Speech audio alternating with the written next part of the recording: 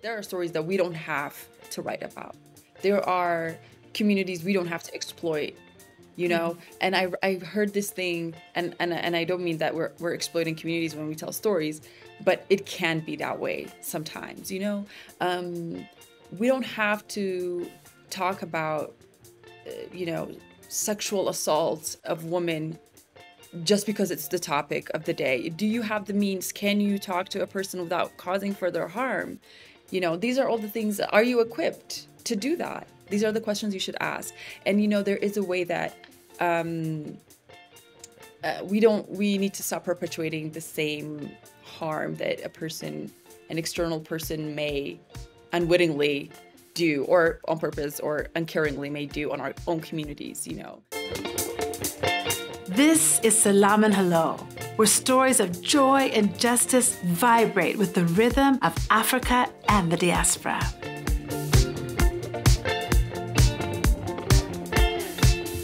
We're worried anxious group of people trying to move along. Maybe one day we'll get onto something. Until then, we say, oh, no. Salam and hello, everyone. My name is Lilly Bekele-Piper, and as always, I am so glad that you're with us today. When I was growing up, our family ritual was that after dinner every day, we would watch the evening news together. And I don't know that we watched it together, if my dad was watching it and we were just forced to sit next to him. But it was our family ritual. I have such fond memories, actually, of every single weekday night watching the news in the U.S., 6 o'clock. Usually Peter Jennings was our go-to. Occasionally we would watch Dan Rather. Sometimes we would watch PBS, but they were always so dry. I think my parents went to NBC and CBS to keep us engaged. And then on Sundays, the highlight was watching 60 Minutes. This was just how our world worked. And on the way to school, my dad would be listening to NPR, and we'd be listening to the world updates and news every single day. My childhood was marked by the news. And I grew up loving the news and really thinking that I would spend my career as a journalist and as a broadcaster. It was my highest goal and ambition. I didn't achieve that goal, but I have continued to love the news and engage with the news. Every morning, I still listen to the news. I have a lot of different sources now. I do still listen to NBC. Now it's with Lester Holt because I just can't help myself. But, you know, I consume Al Jazeera. Here in Kenya, it's Daily Nation. I check on the news back home in Ethiopia. I check, BBC. I mean, I'm looking at it constantly, just so many sources. And in the last few years, if anybody has been engaged with the news, you've noticed that the sources of news have gone from these legacy media houses to niche YouTube channels and WhatsApp groups and multiple different ways that you can get information. Some of it true, some of it not true. And I have found it increasingly challenging to figure out what is true, what is the news, what's accurate. And I love news. I love stories. I love hearing what's happening in communities, of course, back home where I can't be, whether that's, the US and the East Coast, or whether it's Ethiopia and the surrounding, cities that I used to live in. I just feel like the news is a bridge for me. It's the way that I feel connected and feel informed. And I have found over the years to be increasingly frustrated that I can't find maybe the news I want, the stories I want, or I don't trust the news and the stories that I want. And that's not an uncommon feeling. In the last few election cycles, be it here in Kenya or Ethiopia or in the US, we've seen misinformation and disinformation really rise. And a lot of research is telling us that while people still watch the news, their distrust of the news is growing as well. So a couple of months ago in our family WhatsApp group, we were talking about the current politics in Ethiopia. And my young adult age kids from 16 to 21 were asking me, kind of their dad actually, what the latest was. And they were trying to sift through some current headlines that they were seeing, and they just weren't sure what was true. And my oldest daughter in particular was like just frustrated that there wasn't enough, resources, or it was hard to keep up, and you're just always feeling overwhelmed instead of feeling informed. And that very same week, I got a newsletter from Baraza Media Lab. Shout out to just a fantastic organization here in Nairobi. It's a great media hub. And their feature interview that week in the newsletter was from a young journalist in Ethiopia, Maya Misikir, who is the founder of SIFTER. SIFTER is a platform that comes out every single week, a newsletter that comes out every single week that gives you the top 5 stories in Ethiopia. from media to health to human rights to gender. It covers every single topic and really sifts through all the noise, all the headlines to try and really synthesize the big 5 ideas of that week. And if you know Ethiopia, it's a complex, big place, a big country, 110 million plus people. So it's no small feat. So I told her, I just came across this resource through Baraza. I think you'd really like it. And ever since that time in December, she is a faithful reader every single week. So imagine my complete delight last month at the Africa Media Festival when I saw the agenda and saw that Maya was one of the featured speakers. I immediately texted my daughter. I was like, you won't believe it. And actually, she reached out to me. She reached out to me to be like, have you seen that Maya is going to be at the Africa Media Festival, where my daughter knew that I would also be. So I got to the Nairobi National Museum.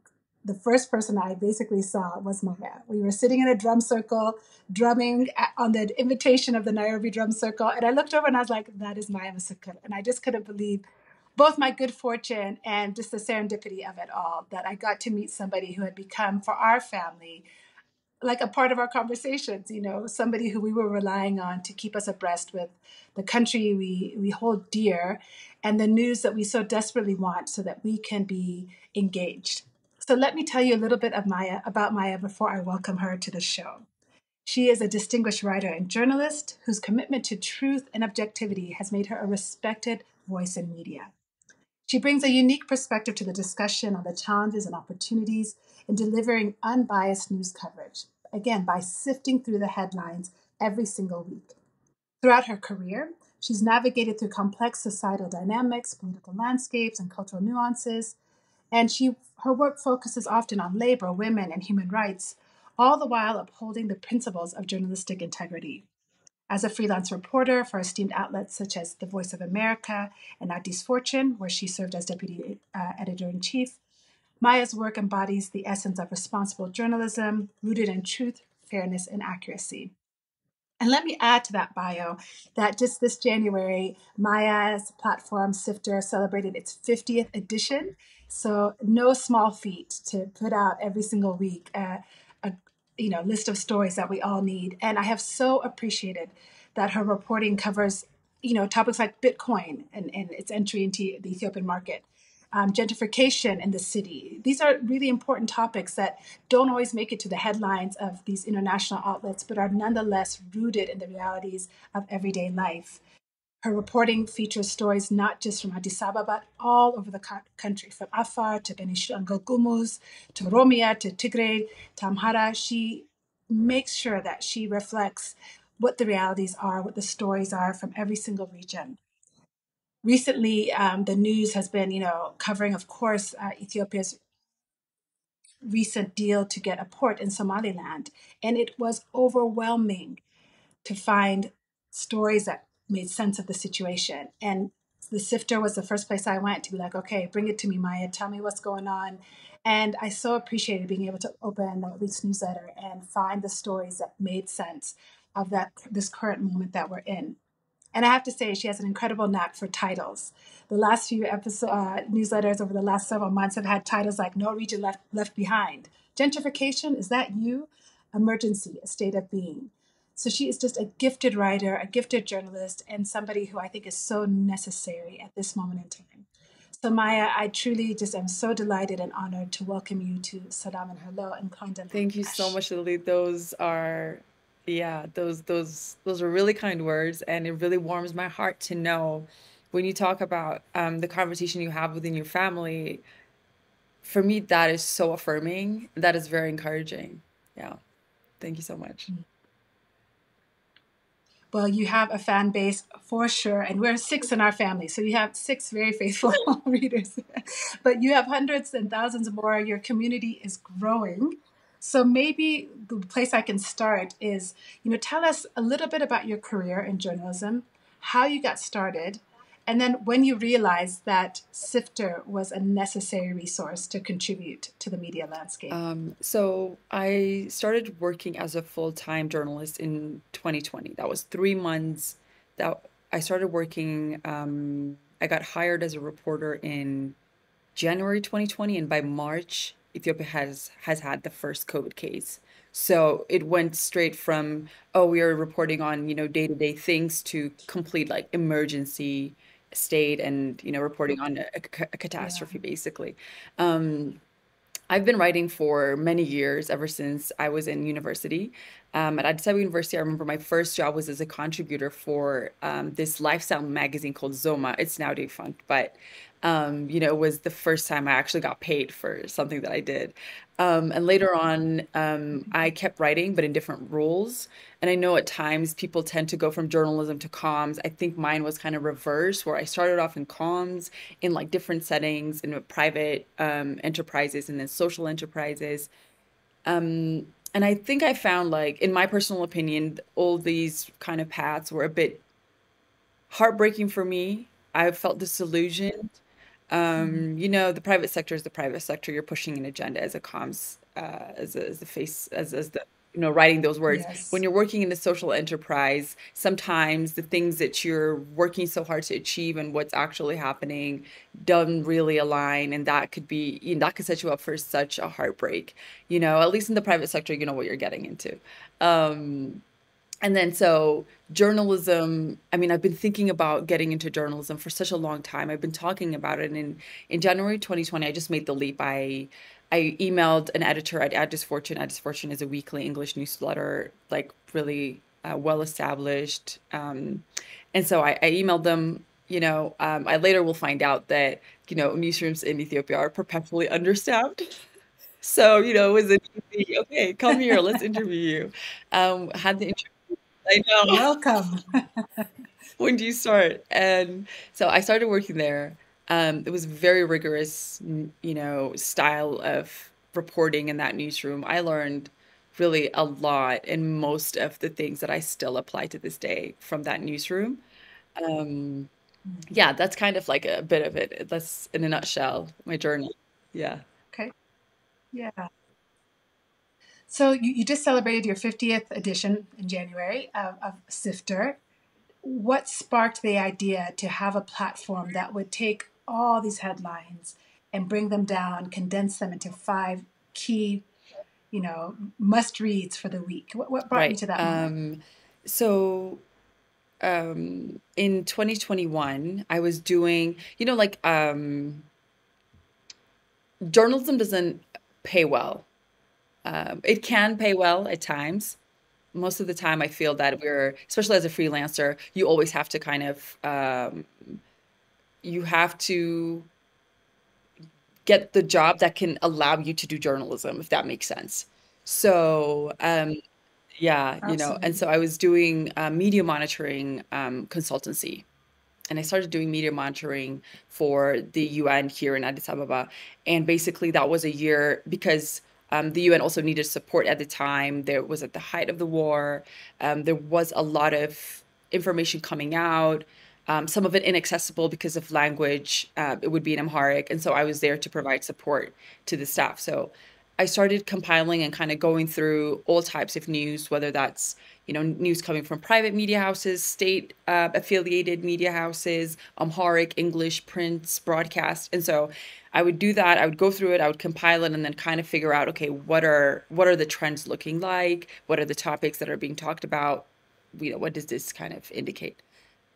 And I think that was um, the job that really sparked this idea in me, and also gave me the confidence, to be honest with you, to start Sifter, because I did that job. I Mm. did those reports once a week, and at times I delivered them even daily, depending on the needs of the organization. And so at the end of that year, when that contract ended, and I had already kind of at that time been experimenting with, sending a few of these to a friend, a close friend, or my sister actually is my first audience. She is younger than me, news averse, does not want to hear about news. And so there would be things that I would be telling her, and she would have no idea. And these are like major things that are happening in the country. It's a running joke between me and her. But she was just like, it's too Yeah. much, which I don't want to touch it. But then, I would kind of Mm. do these tests with her, and she was like, very responsive. She'd be like very interested. Oh, that's happening. And then we kind of go back to, the background of the story and all that. So, doing that for a year made me, think. it can't be that hard. I've done it every week for a year. So it kind of gave me that confidence to start it and to continue and being consistent. And then also it kind of taught me the importance and how it might be, how people might find this actually valuable work. Absolutely. Your sister is such, I think, a good example of probably a lot of how a lot of people were feeling, particularly in that window of time of COVID where we were kind of overrun with news because we were all, our lives had shifted, they had slowed down. I know in Ethiopia, nothing really stopped or changed much, but the rest of the world, was really at this odd standstill. And it's easy to feel overwhelmed. So when you started the newsletter and you started putting it out, what were some of the first things that you heard from your audience? What was the response like, and how did you get the word out? Because I'm curious about just the process of disseminating information, particularly from Ethiopia, which is complex, and sadly, I feel like we've gotten really polarized, much like the rest of the world. So I'd just be curious to kind of what you were hearing from people as you started to put out this really valuable resource. So when I first started it out, I did a kind of a test with 25 people. I just made a list of 25 people, different professionals, my sister included, my mother. And I was like, okay, let me just send them a text and see if they would be interested in something like this. So I sent them out a WhatsApp text. Immediately, everyone was like, yes, put me on that list. Here's my email. I'm like, okay, let's do this. And so the first week was 25 people that got the first edition. And if you look back, I mean, there's an archive now of, and Amazing. you'd see that there is a bit of difference in how the first edition was and the structure. Like it's gotten more structured or more refined over time. Um, but the response was, it really was, I mean, people were happy. The people that I was sending it to, they were happy. And by the second week, there were 50 people. I remember, like, I had a strategy up until the first month. That's pretty good Yeah, it was a pretty good increase. increase. So by the end of the first month, I had 100 subscribers. And like, of course, the growth of that is not, Wow. may not continue at that rate, but it was very, can't find the word, but it was very affirming. Like people were interested, they were reading it, they were texting me, they were saying thank you, because also these people had my number, right? There were a very close number of people when I started.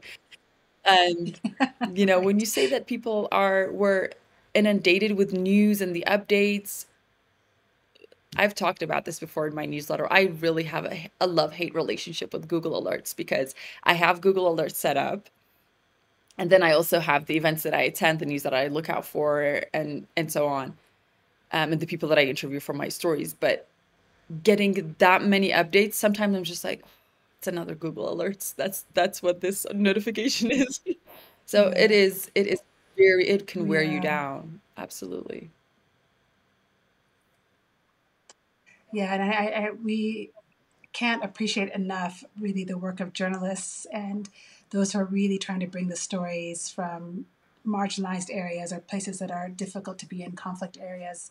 At the media festival, I appreciated that they took time to memorialize and honor those journalists, in particular this year and the last year, who have lost their lives in pursuit of the truth, in pursuit of stories. And when you sit on the other side of that, then trying to bring their stories to your audiences, it is equally demanding. So I can imagine that that process must also press on you from different stakeholders who want their stories to feature and want to make sure that their perspectives are represented. How are you managing to stay impartial and unbiased in a landscape that is full of partial and biased news? Because we're talking about conflicts between people groups, we're talking about political movements, we're constantly talking about topics that pit A versus B by the very nature of the story itself.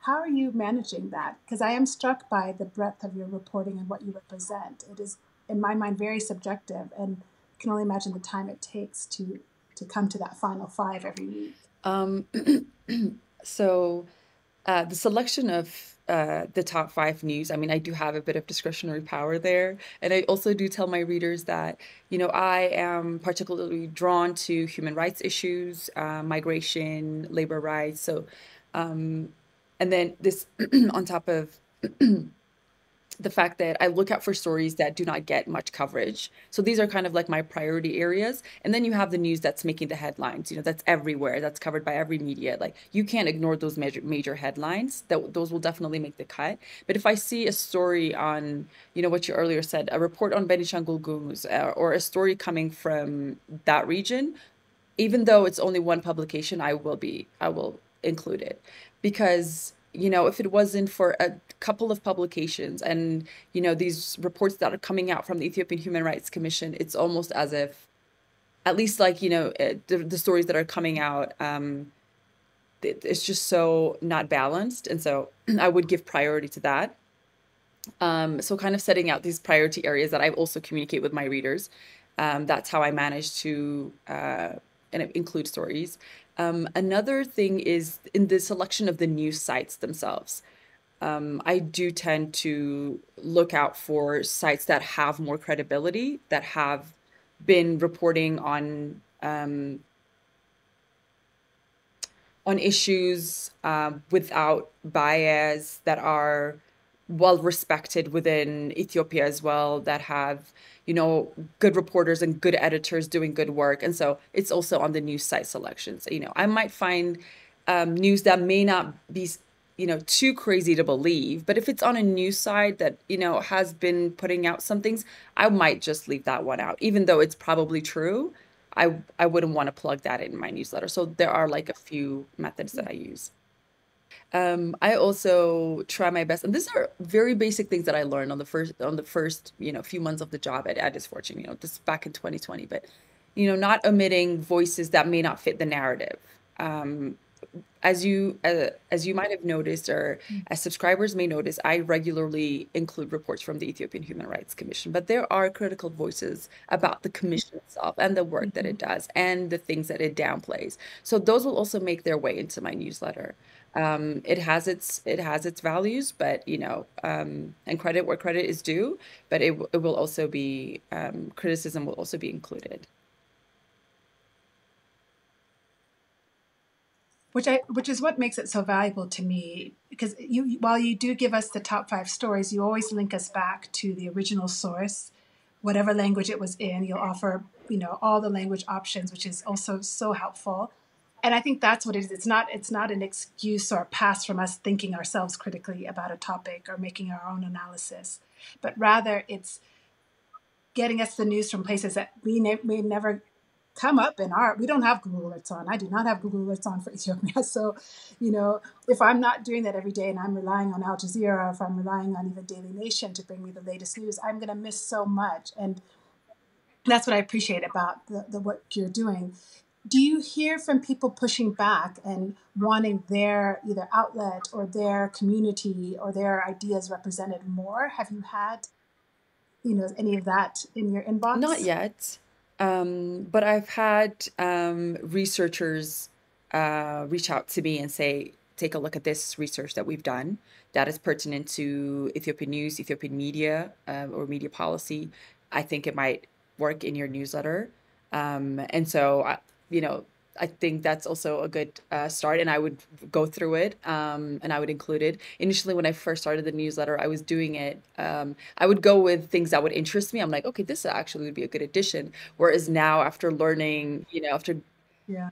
learning so much about the importance of listening to your audience and always trying to find ways and experiment with how I can engage with audience. It's like, so there is a report on this and this, and somebody may have reached out to me. Would you be interested in getting highlights about this report? It's not news, but it might provide context to it. And people would say yes. They would vote on the polls, and then it just means, okay, now I have to read this report. Amazing. Yeah, I saw you did a Yeah. poll last week. I think it was around media and religion. Was it media and religion that you were asking us about? And people were like, yep, we want it. And I was like, Maya, everyone's going to always say yes, because again, it's overwhelming the amount. And I think at the same time, the beauty of being in 2024 is we have endless sources. Everything is at our fingertips on our phone. The burden of 2024 is that very same thing. Everything is on our fingertips and everything is right here in the palm of our hands. So anytime someone offers, it's like somebody coming to dinner and be like, can I bring something?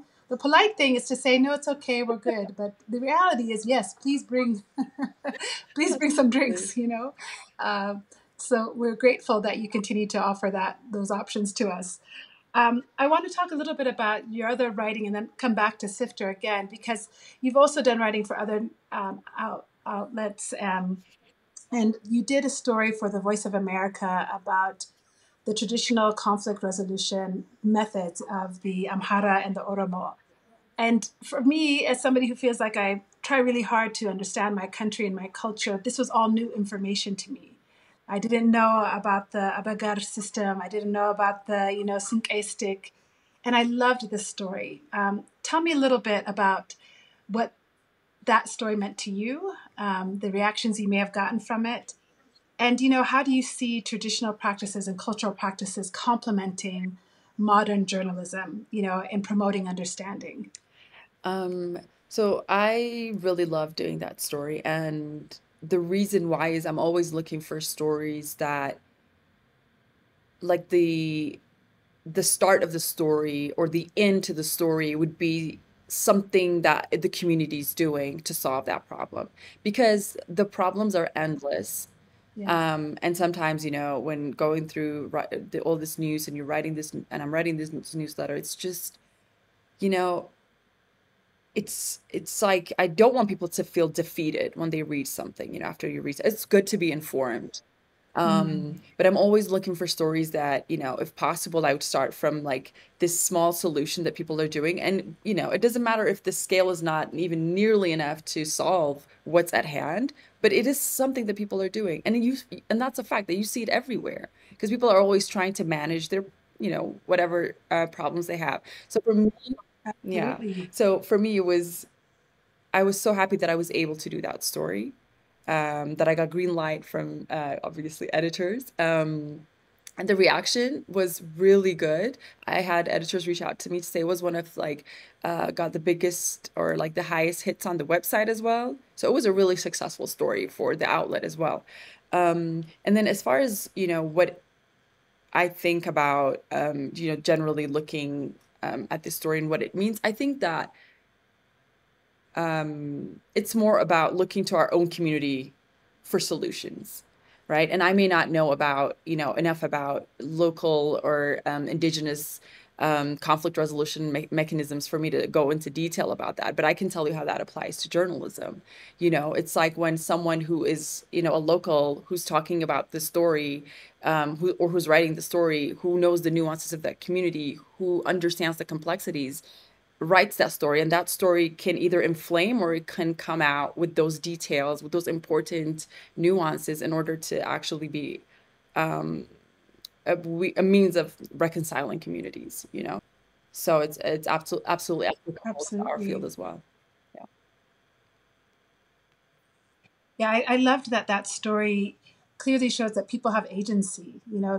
Yes, conflict is happening all around, but people haven't abandoned their communities or hope for resolution. And in fact, we've had these solutions in our hand as a part of who we are way before these conflicts arose or got national and international attention. We have been working at peace ourselves. And so I really appreciated that story in a landscape that tends to be only updates on conflict and loss, but in the middle, just coming down to the ground and saying, in the meantime, communities are hard at work to solve these problems, which I thought was so powerful. Um, you do stories like that, and in my mind, it affirmed the trust that's needed between you as a journalist and your subjects on the ground, and then also, of course, you as a journalist who's curating a newsletter, and then your audiences. You know, in this context where media credibility has really been questioned, and in communities where there is conflict, how are you navigating that trust building? How are you creating that? Either whether you're interviewing somebody for an article or you're putting out your weekly newsletter. This is a complex question, right? And especially within the Ethiopian context, it's hard to say,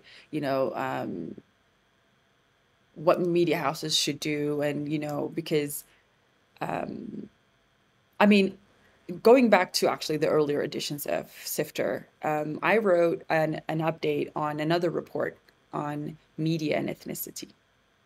by the same researchers who now gave us this research on media and religion. And so it talks about how the ethnification of Ethiopian media, that there are ethnic lines within the media as well, and how the stories are told. And they did that through analysis. And I think that the answer to how media houses in Ethiopia as well can hold themselves accountable is through doing reviews and through doing analysis. And we don't do that enough, or maybe even at all, in some of our newsrooms, where we pull up the numbers at the end of the month, whatever, at the end of the 3 months, and we say, like, look, okay, how many stories did we cover? What are the types of stories that we covered? How many people did we feature? How many women did we talk to, experts? Is it like 10 out of the 100? And, doing this analysis and kind of being able to quantify it may give us actually results that will shock ourselves, because I don't believe, like, sometimes it's intentional. It may not be intentional. But I think that's how Right. transparency can be a tool to regain credibility from people who read our work. So Maya, recently you had a story that I really loved about the conflict in Tigray, but from the lens of a tour guide called Henok, who had been a tour guide in that region. And when the conflict really started, he had to leave his work that he was able to, support his family with, and join the fighting in the end. And what I appreciated about that article is that it brought the story home in a way that we really needed to hear, the connection between this conflict and economic impacts. It gave us a personal lens into a really, really heartbreaking conflict that has just shattered all of our hearts these last many years. And so I'm just curious to hear about from you, how are you navigating and balancing the need to show the interconnectedness between political developments and economic recovery? You talked about earlier that it's important to you to show the human rights and also how that manifests in our political landscape. And so, how are you reaching that holistic representation of these conflicts and these issues that happen at home through the work of SIFTER? And okay, so I would definitely go back again to my time at Fortune, because when I first started out at Fortune, which is primarily a business and economic newspaper, I felt like, what am I doing here? Out of my depth, business and finance, like, I don't know anything about that. And I remember at our induction training, right before we started work, the managing editor, Tamrat Gabriel, came in to talk to us. And he talked about a couple of finance stories and, the importance of talking about these stories in our communities. And by the end of that session, I was just so mesmerized. And I was like, that was a completely, typical finance story on the business sector. And I just realized it's all interconnected. And throughout my time at Fortune, actually, for that 1 year, I was kind of designated as the feature story writer. There'd be a few news or hard news breaking pieces. And then we'd have also the feature story of the week. And I kind of became the person who writes feature stories. I always enjoyed the writing process, talking to different people for one story. And so throughout that year, I realized you can always connect those. In fact, no, you don't need to connect. They are connected. They come connected. And so you want to talk about one thing, the economics, it's just a natural, um, consequence, or they are interlinked inexplicably. So that's where I first learned that. And then ever since then, it's been kind of, yeah, figuring out where to make those connections. Yeah, it's so important, I think, particularly because we're at such a tough moment in our history right now as a continent. It'd be, sorry, I said as a continent, I meant as a country. It'd be easy just to focus on the political and keep it a political story. But all politics is personal. So there's no way to remove the human element to what's being decided in Addis Ababa or by political leaders. And I appreciate that the stories really, in my mind, I see a lot of inclusive efforts on your end to represent different viewpoints with a common thread of accuracy, data driven, well cited and resourced. I'm curious though, the Pew Research, who does a lot of investigation on media trust and bias and all that, continues to say that it's really important to provide diverse perspectives, but to avoid bias. And this is something that we see shifting the last few years. So you talked about, reporting from different places and making sure you incorporate them. I'm wondering, though, at some point, let's take even this port in Somaliland that Ethiopia just signed a deal with recently. At some point, do you feel like your role is to bring the news to us and say, here are some perspectives? Is your role to say, here's the news, but I want you to understand it from a human rights lens? Here's the news, but I want you to remember that women have a part. Like when you are coming to that SIFTER table with all of your own priorities, I'm curious, how you manage a moment like this port deal where there are just endless sources and making the decision of what really will be the ones that you share that week. So in the story selection, obviously there are the main headlines, the main points of the story. But then, when you have Google Alerts set up and you get, say, 25 stories on one single day about one single issue, then it's like you're trying to figure out what is something that's not included, that's not everyone's been talking about. So you try and find something that's not everywhere, or that's what I try and do. And then, if you've noticed, there is a bit of editorial in the way that I write the stories, right?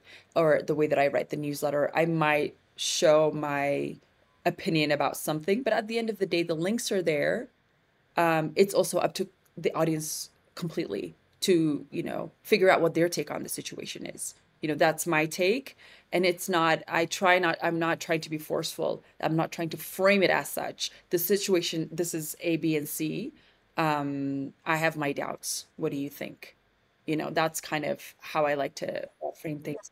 And also making sure that, the human rights aspect of it is when we're talking about Bitcoin and how Bitcoin miners are here and there's so many deals signed and there's like millions of dollars flowing into the country, there's also the other side was like, okay, so, what does this mean for the rest of the population who doesn't have electricity? What does this mean for the environment down the road? Why are these Bitcoin miners kind of fleeing other countries? Why are other countries cracking down on Bitcoin miners? Trying to figure out, what we are also going to be faced with down the road, and also trying to raise awareness on issues that we should be up to date on.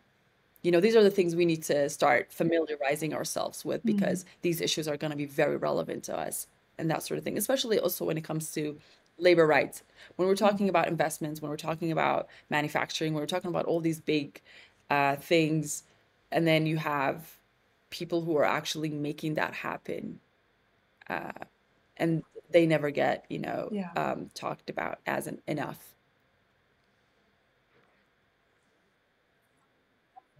You are careful to offer us sources in Amharic and in English, for your articles, especially for some of these really complex reports that you're summarizing, you're reading, and then you're summarizing for us. Language is so important, because it's a barrier, it's a conduit, it's so many things. Do you envision a future where you might do a SIFTER in Amharic or in another, Ethiopian language to reach a different audience? What language has been one way of actually engaging the audience or like testing audience engagement. So what I would do is, let's say there's a story, there's 4 or 5 links. One particular story in Amharic has a bit more detail than the others. I might say the story has more details. It's in Amharic. If you would like it, just hit reply and let me know. I also don't want to, inundate people with like all the details of one story. This is our highlights after all. And so I see people will email me and they're like, yeah, actually would like to know more. So then I kind of started doing that. Okay, well, interesting. I, let's see where kind of basically giving people what they want, but then asking them if they want it first instead of just like assuming that, that's what they want. And so when you talk about the future of SIFTER, like I see the value so much of being or doing work that is accessible to Ethiopians. So I have ideas of collaborating with, and this is just outside of SIFTER, even for my reporting, right? When I do reporting in the past, I've done reporting on Sidama region that has been translated into Sidaminya as well, or into the Sidama language. Wow. And it's important. You're writing about that community. How is it that that community cannot read about what's been written about them? You've interviewed them, you've accessed information that they can only give you. And then when the story comes out, they can't read that story. They don't know what they've said. They don't know what they're quoted as saying. So it's so important. And sometimes thinking about how SIFTER can also be a way to increase media literacy through the different languages in different communities, something that I think about, something that I've thought about. Um, the practicality of it kind of scares me a little, just in terms of like what would it would Yeah. take to make that work. Because as of now, it's a one-woman show, but it's definitely, in my mind. Oh, I have a feeling it's not going to be a one-woman show for long. I think your values and your strategy are both needed and appreciated, but rare. And I think that is going to bring it lots of attention and lots of energy. And I have a feeling this time next year, it'll be an outfit, a whole outfit. Um, so to build on that, you at the Africa Media Festival, you had a fantastic talk about how SIFTER has taught you about the power of community. What has the community of SIFTER taught you? That we don't need to get an external person to validate the importance of our stories. They're our stories. They are impacting us. It's about us. And we want to hear it. That's just what I understood. Whereas talking to, that international audience that I was talking about at the festival, this kind of very intangible, you can't really put my finger on it, in international audience that needs to be convinced that our stories are important in order for them to come out in print or in radio or on TV. Whereas if you just go back to that old community and just have those conversations there and do those stories there, you are valued and the stories are valued. Yeah. Yeah, absolutely, absolutely. And we need more and more of that. So as we wrap up, I'd love to hear what advice you might have for other young journalists and writers who are wanting to represent communities and ideas from the continent, from Ethiopia, from wherever they are, that you can look back and say, you should do this, or you should not do this. What advice might you pass on to those just entering journalism? I think, personally, as important as it is to find the stories to tell, it's important to find those that we don't have to tell those stories. There are stories that we don't have to write about. There are communities we don't have to exploit, and I've heard this thing, and I don't mean that we're exploiting communities when we tell stories, but it can be that way sometimes. We don't have to talk about you know sexual assault of women just because it's the topic of the day. Do you have the means? Can you talk to a person without causing further harm? These are all the things. Are you equipped to do that? These are the questions you should ask. And there is a way that we need to stop perpetuating the same harm that an external person may unwittingly do, or on purpose or uncaringly may do on our own communities. So we need to unlearn those things. And yeah, there was a very interesting conversation at the African Media Festival on what are Afri ethics, African ethics in media and journalism. One of the things Yeah. that a speaker said was Patrick from the New Humanitarian. He's the inclusive editor, and he said, "Why do we feel like we are entitled to every story?" And so, we're not entitled to everyone's Wow. story. So I think that this is as important it is to like find the lead and find the story and find that very interesting thing to highlight. We also need to pay just as much attention to like the stories we don't have to tell. We don't have to go there. That's a really, really powerful concept. We are not entitled to every story.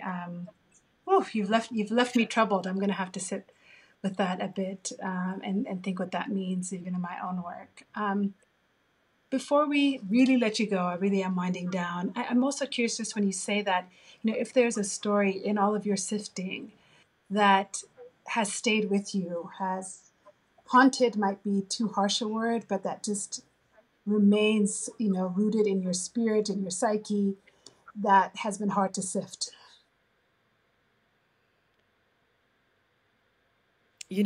It's not just one, sadly. And Yeah. I laugh just because I'm nervous, but the reality is, the Ethiopian Human Rights Commission, their reports, I do cover them regularly, because I think that's the one institution that's assessing human rights and where they stand in different parts of the country. And, uh, all the criticisms notwithstanding. Um, and reading through those reports, they come out as like sometimes 250 words, sometimes I might go as far as to push it to 400, but these are 60 pages, sometimes 15 pages, and it's just sitting there and like reading through, the details of what happens, and what people are going through. It's challenging. It's really hard. Um, so I think like those Mm. reports really are, you know, they're hard to go through. But even as hard as it is, I see the importance. I see the importance. Like we need to know.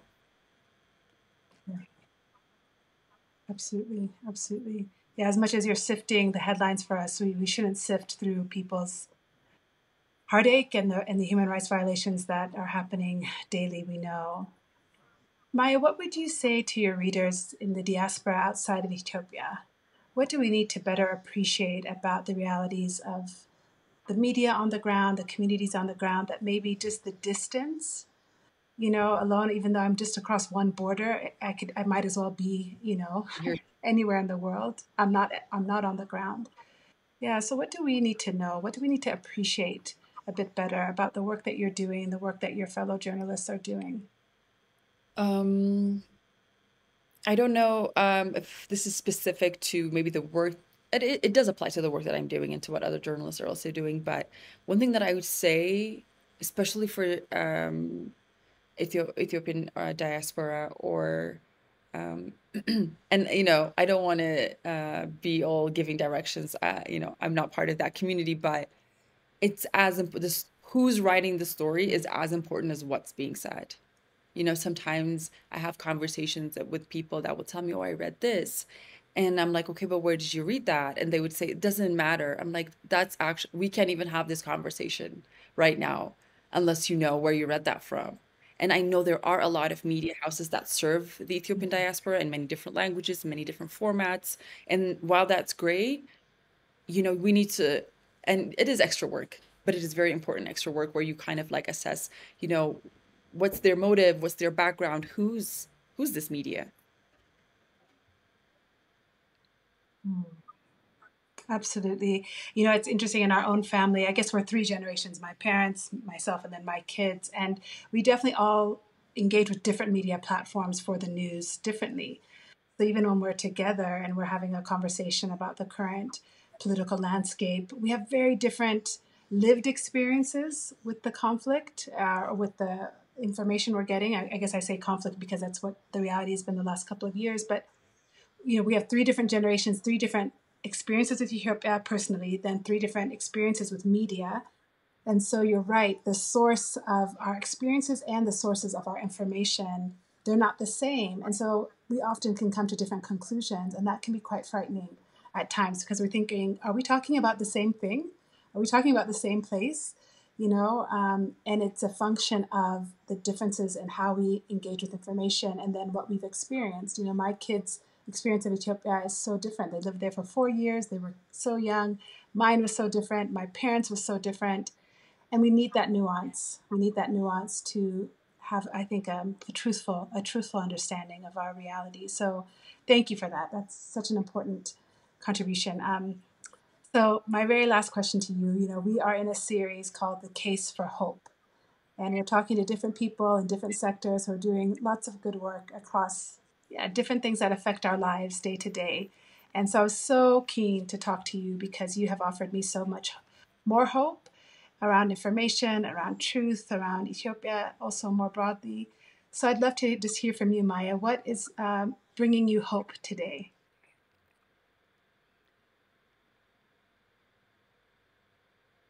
Okay.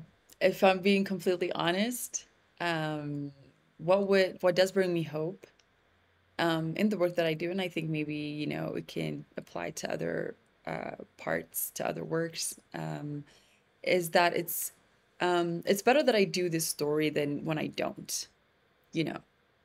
It's better when I do it than when I don't, really. And I think that that is kind of like a wall that can kind of fight off a lot of things. It's like, your defense wall, like it's better to do it than not to do it. And I know it sounds very like simplistic or maybe even cliche, but honestly, that's where I draw my hope. And even when things seem like really insurmountable, there's so many things to Mm. be done. There's just seems such a long way to go. It's better to do something about it than not. So Yeah. that's what I, Yeah. that's where I get it from. Well, thank you for, yeah, no, thank you so much for doing what you do with Sifter. It's made it better for so many of us to stay connected in a way that feels real. Because I think my option felt like I'm going to just opt out. I'm going to turn off the news completely. And when I came across your work and the work of Sifter, instead what it gave me was a balanced place I could come and get the information. And yeah, I can still opt out, but when you have titles like gentrification, is that you? I'm like, let me see what's going on. And just the thoughtful way, the creative way, the thorough way that you bring the news to us every week is just so appreciated. So I hope you know that we're grateful that you do continue to do the work. Thank you so much for being with us today on Salam and Hello. But እኔም በጣም አመሰግናለሁ. It's been great talking to you, Lily. Thank you so much. And listeners, we're going to link in the show notes all the ways that you can find Maya and her work. We'll put every single way that you can subscribe to Sifter, where you can find some of her written work for other outlets. And we encourage you to be in touch. Let us know what you thought about this episode. You can reach us on all of our socials, Salam with an E and hello. And you can also reach us at lily@salamandhello.com or producer@salamandhello.com. So stay with us. Another Case for Hope next week. And until we see you again, peace. Worried, anxious group of people trying to move along. Maybe one day we'll get onto something. Until then we say, hold on. I know it's hard, but baby,